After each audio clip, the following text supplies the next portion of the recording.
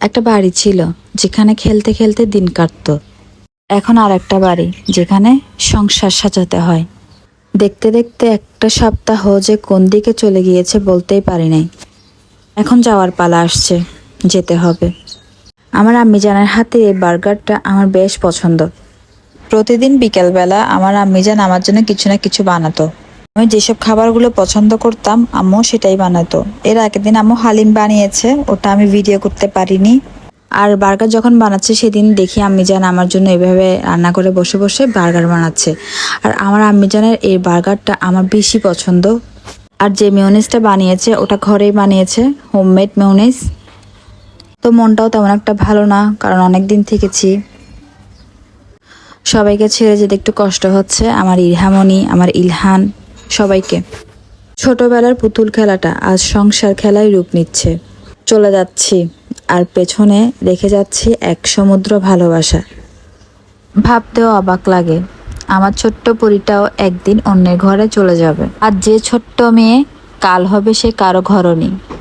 কথা বলতে বলতে বার্গারগুলোও চলে আসছে, এখন টেস্ট করার পালা। বার্গারগুলো আসলে ভীষণ মজা হয়েছে। আচ্ছা, আপনাদের সাথে একটা কথা শেয়ার করি। আজকে কিন্তু একটা বিশেষ দিন, কি জানেন? আর একদিন পর ভাবির সমাবর্তন অনুষ্ঠান অনুষ্ঠিত হবে। নাস্তা তো আশেপাশে আছে অনেক, তো আমি একটি কেক বানিয়েছি ভাবির জন্য। আমার ভাবির মাথায় ডিগ্রির মুকুটটা কিন্তু বেশ মানিয়েছে, তাই সামান্য কষ্ট করে দুইটা কেক বানিয়েছি, একটি রেড ভেলভেট আর একটি ভ্যানিলা। পাশে অনেক নাস্তাও আছে। ভ্যানিলাটা পুরোপুরি কমপ্লিট করতে পারিনি, কারণ আমার কাছে ক্রিম তেমন একটা ছিল না। তো যাই হোক, কেক তো কেক, তো কেকটা দেখতে যেমনই হবে হোক, কেক তো কেক। তো যাই হোক, টেবিলে নাস্তাটা দেওয়া হয়ে গিয়েছে। এদিকে আমার ভাইয়ার ছেলে আমার মেয়েকে এই যে ক্যাপটা পরিয়ে দিচ্ছে। মাশাআল্লাহ, কালো গাউনে কিন্তু আমার মেয়েকে দেখতে অনেক সুন্দর লাগছে। এদিকে আমার ভাবিও কেকটা কাটছে। আর এই গাউনটা হচ্ছে অধ্যাবসায়ের পুরস্কার। একটা নারী চাইলে একসঙ্গে সামলাতে পারে সংসার, স্বপ্ন আর সাফল্য। ভাবির এই সাফল্যে আসলে অনেক খুশি হয়েছি। ভাবি এত খুশি হয়েছে যে ভাবির গাউনটা সবাইকে পরিয়ে দিচ্ছে, আমাকে, আব্বুকে, আম্মুকে। এত খুশি হয়েছে, এমনকি আমার মেয়েকেও পরিয়ে দিচ্ছে।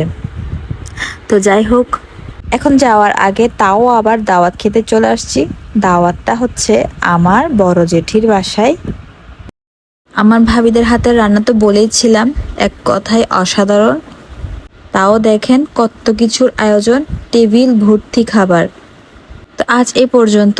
সবাই ভালো থাকবেন, সুস্থ থাকবেন। আল্লাহ হাফেজ।